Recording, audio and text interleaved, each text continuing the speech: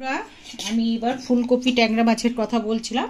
ট্যাংরা মাছ তো কাটা হয়ে গেছে, কড়াইতে তেল দেওয়া হয়ে গেছে দাদার জন্যই। বোম্বে থেকে দাদা দেখছে, লাইভে দেখছে যে বোন ফুলকপি ট্যাংরা মাছ করছে। দেখো, পোস্টও জানার থাকে তাহলে একটু শেয়ার করে দেবে।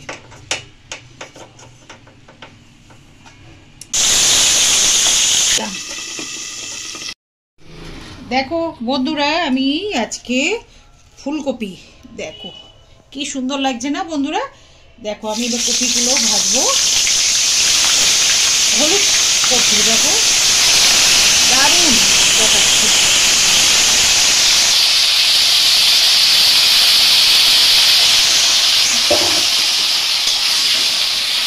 দেখো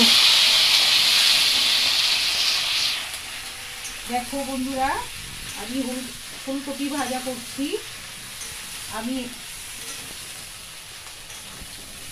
দেশি কপি তো ওই জন্য এটাকে আর অত সেদ্ধ করলাম না, একটুখানি অনেকে ভাপিয়ে নেয়, অনেকে সেদ্ধ করে নেয়, আমি ওটা করলাম না।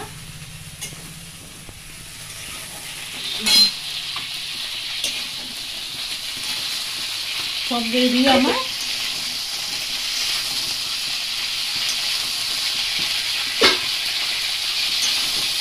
এটাকে ভালো করে ভেজে নিতে হবে। এদিকে মাছ ভাজা হয়ে গেছে।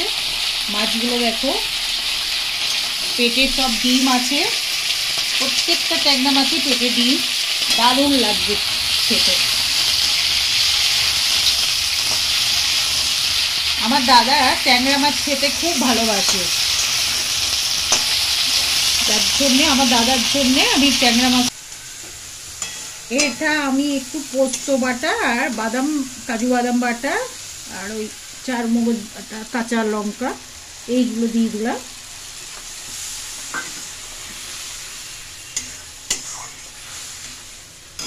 এটা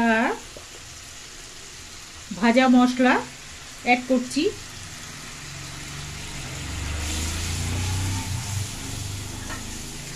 সবার লাস্টে আমি এটা আদা অ্যাড করলাম, কেন আদাটা খুব টেস্টফুল জিনিস, ওটাকে আগে দিলে পুড়ে গেলে না তেতো টাইপের লাগে আর তরকারির টেস্টটা কেটে যায়, যার জন্যে আমি আদাটা সবসময় সবার লাস্টে দিই কষানো, তাহলে আর ওটা তেতো হবে না, তিতকুটে টাইপের লাগে। আর আদাটা খুব ভালো জিনিস তো, আর খুব টেস্ট আনে। করে কষিয়ে নিয়ে এই কপিটাকে আবার ভালো করে কষাবো। এইবারে কপিটাকে দিয়ে দিচ্ছি।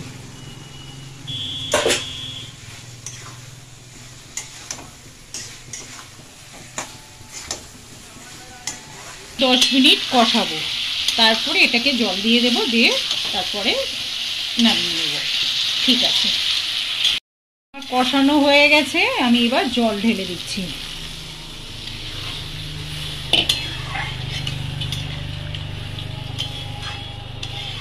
তারপর হয়ে গেলে আমি আবার দেখাবো। মাছগুলো দিতে হবে।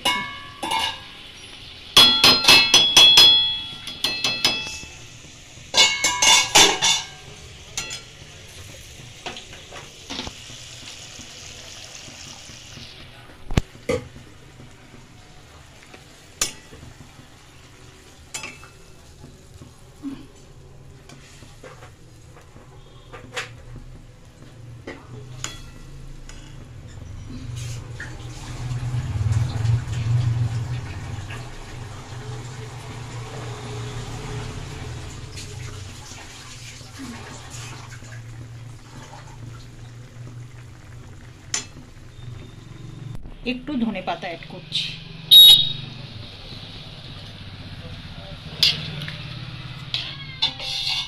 ব্যাস,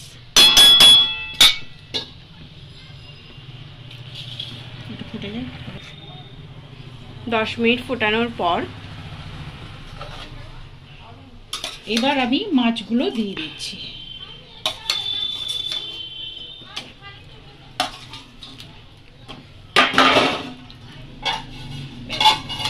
আমি ঠিক 20 মিনিট পর নামাবো।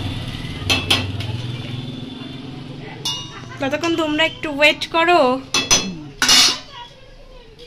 ঢেকে দিয়েছি, ব্যাস। দেখো বন্ধুরা, আমার ফুলকপি ট্যাংরা মাছ হয়ে গেছে। আমি এবার এটাকে নামিয়ে দেব।